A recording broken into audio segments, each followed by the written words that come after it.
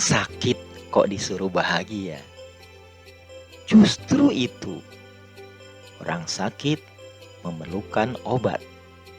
Dan obat yang paling utama adalah bahagia. Apalagi berkaitan dengan COVID-19. Loh, kok bisa?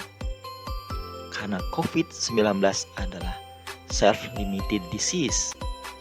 Artinya penyakit yang akan sembuh dengan sendirinya asal kitanya kuat. Agar kita kuat, maka kita perlu imunitas atau daya tahan tubuh yang prima. Salah satu sumber imunitas itu berasal dari bahagia yang ada dalam jiwa kita. Bagaimana kita bisa bahagia? Ada beberapa sumber kebahagiaan. Sumber kebahagiaan yang terpenting adalah hati yang bersyukur dan hobi.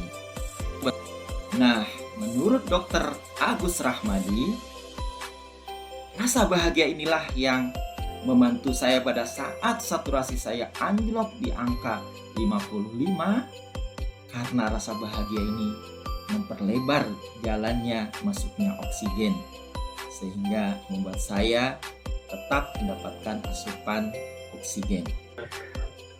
Yang ciut saturasi oksigennya misalnya 80%, yang lebar saturasi oksigennya 50%. Kira-kira si sel itu dapat nutrisi oksigen banyakan yang mana? Ciut tapi saturasinya besar, tapi ini besar tapi saturasinya kecil. Sebenarnya sama-sama itu sebenarnya. Jadi boleh jadi tadi pasien yang saturasi oksigennya tinggi, tetapi dia ciut, tetap aja sel nggak dapat makanan. Pak Dedi boleh jadi dia saturasinya oksigen, tapi pengudaranya melebar. Jadi si sel masih dapat makanan.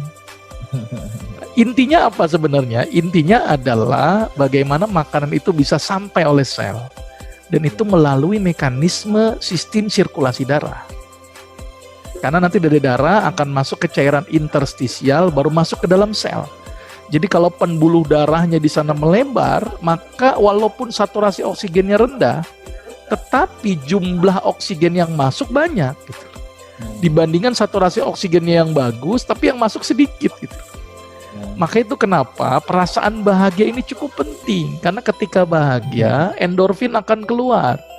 Endorfin keluar fungsinya adalah melebarkan pembuluh darah. Maka itu kenapa Pak Dedi saya lihat dari tadi tersenyum terus-terusan. Ini luar biasa, ini sudah keluar nih endorfinnya ini. Iya, endorfin keluar, pembuluh darah melebar.